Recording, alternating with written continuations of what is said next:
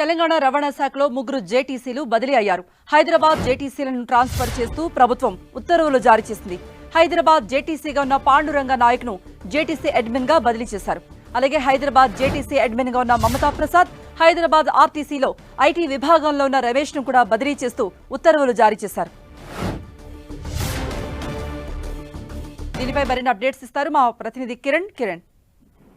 తెలంగాణ రవాణా శాఖలో ముగ్గురు జేటీసీలను బదిలీ చేస్తూ రాష్ట్ర ప్రభుత్వం ఉత్తర్వులు జారీ చేసింది. వీరు గడిచిన కొన్నేళ్లుగా ఒకటే స్థానంలో పనిచేస్తున్న నేపథ్యంలో కూడా ముగ్గురు జేటీసీలకు స్థానచలనం కలిగిస్తున్నట్టుగా ప్రభుత్వం మనం చెప్పాల్సి ఉంటుంది. హైదరాబాద్ జేటీసీగా ఉన్న పాండురంగ నాయక్ను జేటీసీ అడ్మిన్ కి ట్రాన్స్ఫర్ చేయడం జరిగింది. ఇక హైదరాబాద్ జేటీసీ అడ్మిన్ గా ఉన్న మమతా ప్రసాద్ ను ఐటీ విజిలెన్స్ కు బదిలీ చేయడం జరిగింది. ఇక హైదరాబాద్ జేటీసీ ఐటీ వింగ్ తో పాటు విజిలెన్స్ జేటీసీగా ఉన్న రమేష్ ను హైదరాబాద్ జేటీసీగా బదిలీ చేయడంతో పాటు ఇక రవాణా శాఖలో గత కొన్నేళ్లుగా ఓడీల మీద ఉంటున్న కొంతమంది MVI, assistant MVI, head constable తో పాటు కానిస్టేబుల్ ఓడీలను కూడా వీరంతా కూడా రవాణా శాఖలో పనిచేస్తూ కూడా కొంతమంది ఇతర శాఖలో విధులు నిర్వహిస్తున్నారు. కొంతమంది మరికొన్ని నిధుల్లో కూడా ఉంటున్న నేపథ్యంలో కూడా వాళ్ళని సంబంధించిన ఓడీలను కూడా రద్దు చేస్తూ